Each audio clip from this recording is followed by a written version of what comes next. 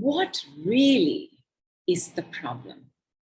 Is the problem that you are not being able to get your visa? Or is the problem that you're terrified it's not going to come through, and then your big plan to spend New Year with your family abroad is not going to take place? Which one of these is the problem? And which one of these is the solution?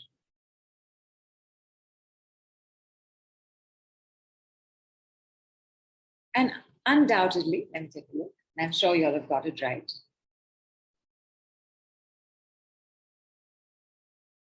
You all have got it right. My phone has not fully gotten it right, but there you are.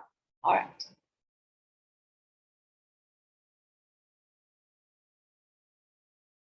Hi, everybody. Hi, Jaja. Hi, Radha. Okay. So which is this? If you've written an answer somewhere, I don't know where it is, but well, the problem is that you're terrified it's not going to happen. So when you start working with somebody, or when you start looking at healing, because the healing industry right now is also part of the manifestation industry. So we're working together, right? As you heal, you're also able to manifest better, because whenever you feel better, which is the point of all healing, things go better, you do better, you be better, you get better, you live better. And the moment you live better, you are going to get more than you could have ever imagined. So the basis is what Shilpa took us through. And before anything else, number one, I do want to ask, are you able to figure out what your problem really is? Like if I said, tell me your problem, what would you say? What would you say is the problem? What is your problem today? Namaste, VK in Mumbai. Hi, Heidi. Hi, Vaishali. Hi, Namrata.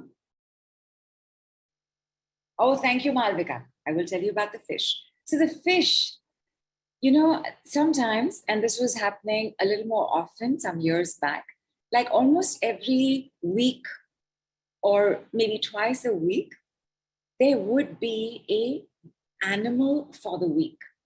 Like I remember, and then I would put out these posts on Facebook that the animal of the week, and I remember there was this wonderful one with the black panther and the elephant. And I don't remember if we did elephant work, but this week, it wasn't an animal, it was fishes.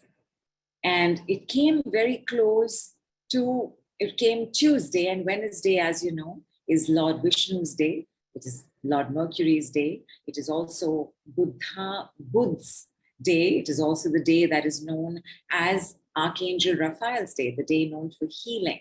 And on that day, and just a little before that, the messages of the fishes came. And fishes, especially like in a traditional system like Feng Shui, are representing wealth. They're representing longevity.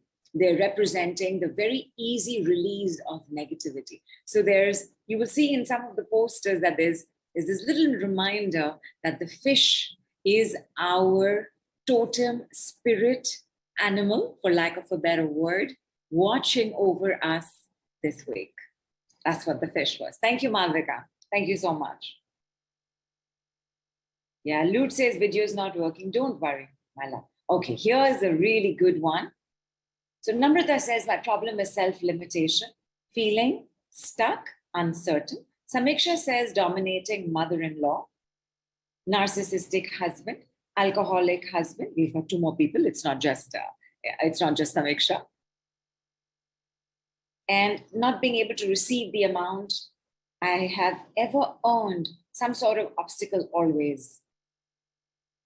Not being able to manifest highest amount of money, get stuck on a particular salary, and legal debt, repeating negative patterns, being tired, cannot take action. And Luke says, I wrote my problem above. There is it, Luke. That's fine, and that's absolutely fine. That is not working is no problem. It was read out. Yeah, sure. Definitely. Why not, Radha? So then I don't have to look down and I can just chat with you all. So this thing where we're being able to say a problem as a problem. Now, you all tell me, is a dominating mother-in-law the problem or not the problem? What is the problem with a dominating mother-in-law?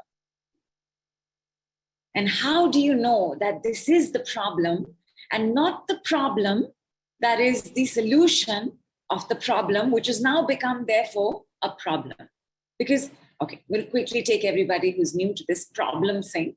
So what happens is that when you have a problem, you end up thinking of the solution because we're all very logical, right? Like that, right? I don't have money, let's get a job.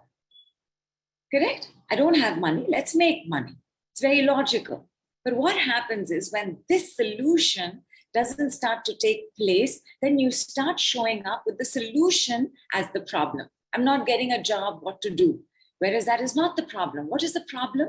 I don't have the money. I'm stressed that I don't have the money. I'm stressed that I'm only sitting at home. I'm stressed that my family is putting pressure, that you're lazy, that you're just sitting around, you're not bringing home the money. I have to do so much. You see? So when you make the solution a problem, you have compounded the problem and the solution will not come through. And one of the things I asked yesterday, and for those of y'all who are new, how long have you been looking at that solution and it's just not happening? I will tell you this other thing with money. You know, with money, and by all means, money is a solution, but it becomes a problem when it doesn't show up or it doesn't show up in the way that we want. Like somebody mentioned that there is a ceiling. There is a ceiling, I get stuck at a particular salary. Now, this is good. This is an indication of acknowledging the problem correctly, because this person did not say, my problem is that my boss is not giving me a raise. The important thing in understanding the problem, which is a genuine problem, is the use of the word I. So like Rita earlier on, she put up this thing that we've got to do this thing because Delhi has so much pollution. And, you know, it's just smog all the time. And therefore, I asked her as a joke, but Rita, what is really the problem? And so she just said, I want this for everybody. When you have a solution, when you say, for example, let us stop the war in Ukraine, which is a wonderful thing to do. Let us do some work around clearing the waters of our country. Wonderful work to do. Let us clear the pollution from all our cities because all our cities are polluted. Wonderful. But what is the problem? The problem is that when you don't know where you are affected, your solution will not show up. There are many ways to make sure that monies show up. I'm going to digress for a moment here. In the US, every minute, 7,000 millionaires are made. Every minute. On a daily basis, 541 million. And Shilpa, I'm going to ask you to tell me what that is in rupees or put it down on the group as well.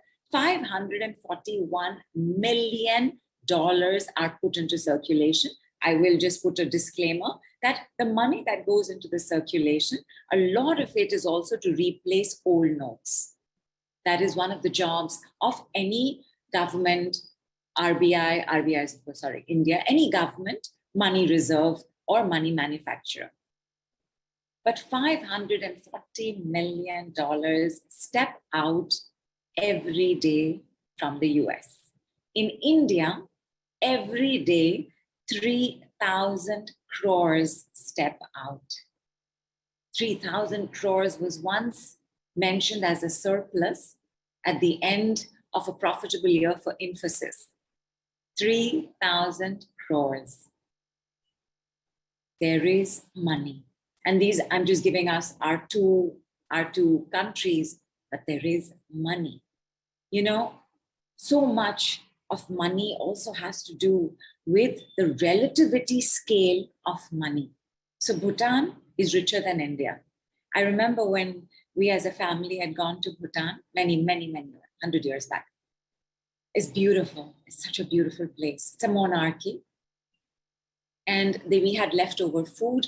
And I went down and I was speaking to the driver and I said, can we just go and give this to somebody? And he said, no, you cannot, because there are no beggars in Bhutan. Bhutan has no beggars. And not that every country has beggars, but in India, we do. In fact, we have a system of beggars as well. And beggars are part of our cycle where they are readily available for us to do charity as part of putting back into society. But it amazed me, and I must have been 14, it amazed me. And I was like, no beggars. Bhutan has no beggars. Bhutan is richer than India. And in South Asia, one of the richest countries. In the world, it is 153rd and is considered poor. Money is present. Money is part of the solution, Money is not a problem. Money is never the problem. Poverty has nothing to do with money. You might think, right, that prosperity consciousness, which is what we are all headed towards in this work that we're doing, that the opposite of that is poverty consciousness, that I don't have money, poverty consciousness. The opposite of prosperity consciousness is not poverty consciousness. It is ignorance. Poverty has nothing to do with money, because poverty has to do with education. It has to do with knowledge. It has to do with infrastructure. It has to do with governance. It has to do with attitude. It has to do with karma. And remind me someday, we will do a call on what karma really means and why poverty is part of karma. I'll quickly give you an answer there, and then we will talk about it on another call that we will do. Karma has to do with the evolution of us, right? From cockroach to dolphin, to human being, to man, to woman, because women came after men. Therefore, karma is also the evolution of the animal brain and the human brain. Like, you look at some people, it doesn't make sense, right? Why would you do something like that? Why would you hurt somebody like that? Why would you lie about a reason to invade a country? Why would you go to war? What is the point of fighting to get what you want? Because in the understanding of what is happening in our heads and our consciousness, there is animal consciousness and there is the humanity consciousness. And before I digress, I'm going to come right back. So poverty has nothing to do with money. Your money problems have nothing to do with money. Worries.